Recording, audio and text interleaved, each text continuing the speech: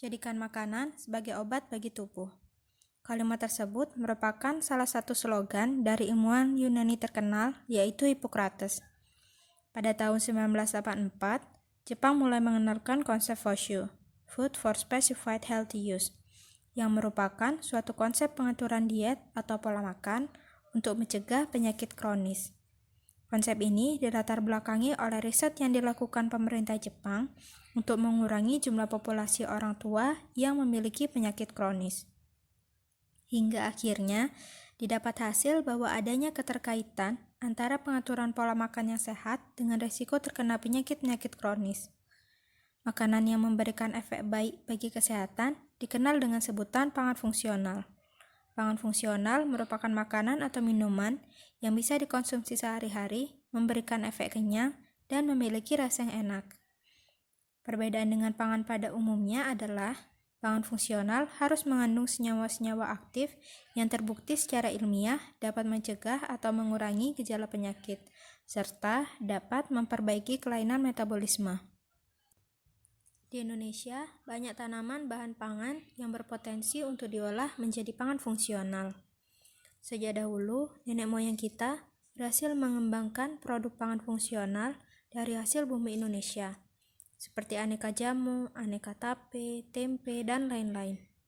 Sebagai generasi penerus bangsa, ada baiknya kita melanjutkan apa yang telah dilakukan oleh nenek moyang kita, yaitu memaksimalkan potensi komoditas lokal sebagai bahan pangan fungsional. Beras merah misalnya. Beras merah merupakan salah satu komoditi utama di Jatiluwih Tabanan, yang sejak tahun 2012 dinobatkan sebagai warisan budaya oleh UNESCO karena sistem pertanian subak tradisional yang masih diterapkan. Menurut WHO, beras merah merupakan salah satu bahan pangan superfood. Istilah superfood ini diberikan pada bahan pangan yang walaupun dalam jumlah yang sedikit tapi kaya akan zat gizi dan non-gizi. Hal ini terjadi karena proses penggilingan beras merah yang hanya dilakukan satu kali, sehingga zat gizi dan non-gizi pada beras merah tidak banyak terbuang. Hal ini juga yang menyebabkan kenapa rasa beras merah tidak sepulen dan seenak beras putih di pasaran. Sekitar tahun 1995, Jepang mulai mengkomersialkan beras pecah kulit atau beras coklat berkecambah. Beras pecah kulit merupakan beras putih yang hanya mengalami satu kali proses penggilingan, sehingga tekstur dan rasa dari beras pecah kulit kurang disukai. Proses perkecambahan ini mengakibatkan tekstur dan rasa beras pecah kulit menjadi lebih disukai. Teksturnya menjadi lebih lunak dan rasanya menjadi lebih manis. Tidak hanya itu, ternyata nilai gizi dan non-gizi pada beras pecah kulit ikut meningkat. Hal ini terjadi akibat adanya aktivitas enzim-enzim hidrolitik yang mendorong pertumbuhan kecambah. Aktivitas dari enzim-enzim ini memecah senyawa-senyawa kompleks seperti karbohidrat dan protein menjadi senyawa-senyawa yang lebih sederhana, sehingga lebih mudah diserap oleh tubuh. Selain itu, proses perkecambahan pada beras juga menyebabkan terbentuknya senyawa antioksidan yang baru. Tidak hanya pada beras pecah kulit, manfaat-manfaat dari proses perkecambahan juga berlaku pada beras merah dan beras hitam, tapi tidak dapat dilakukan pada beras putih yang ada di pasaran.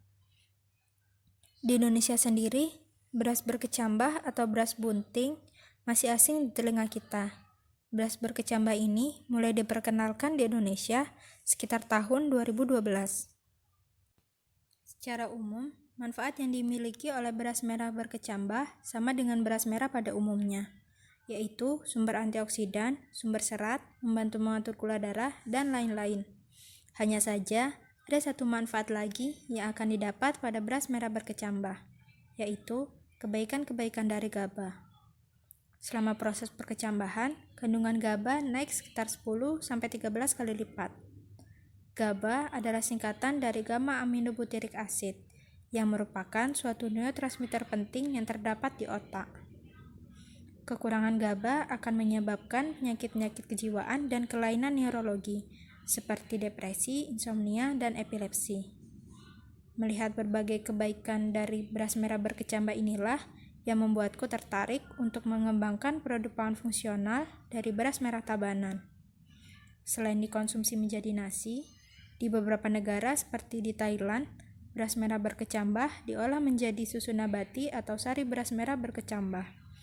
Dibandingkan dengan susu nabati lainnya, sari beras merah berkecambah ini tidak menyebabkan alergi, sehingga siapapun dapat mengkonsumsi dan merasakan kebaikan-kebaikan dari beras merah berkecambah.